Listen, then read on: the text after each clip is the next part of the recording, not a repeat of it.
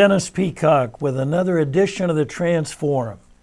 We're dealing today with the whole question of freedom and how do we really discover and release freedom in our nations. Well, it requires definitions, and definitions require that we look at root issues, the presuppositions about the value base of a culture. Where would we expect to find that value base? We would expect to find it in a constitution, which, by the way, is something that goes all the way back to the pre-Hellenic Greeks, 500-600 BC. Constitutions. We have a constitution in the nation. It's called the Declaration of Independence, which is the presupposition under that constitution, the philosophy and values upon which the laws of the Constitution rest. We are now engaged in a great political logjam. We've talked about it before. We're talking about it again. We will not experience release from that logjam. Neither can we actually begin to define true freedom in this nation until we go back to the Constitution and the founding document of the Declaration of Independence, and we re-examine what was the foundation. What were the axiomatic truths, the root-based truths upon which this nation was founded and formed? Have they changed? And if they've changed, what does that mean? How do we apply the law if those ideas have changed?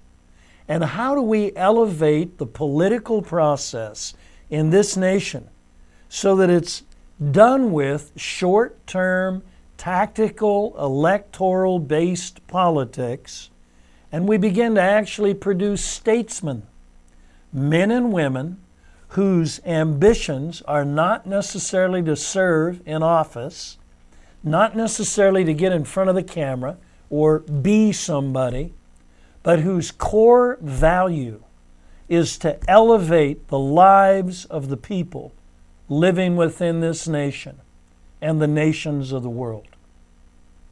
You know, folks, we have an election coming up later this year, 2010, and another one, you know, they're continuous in the cycles.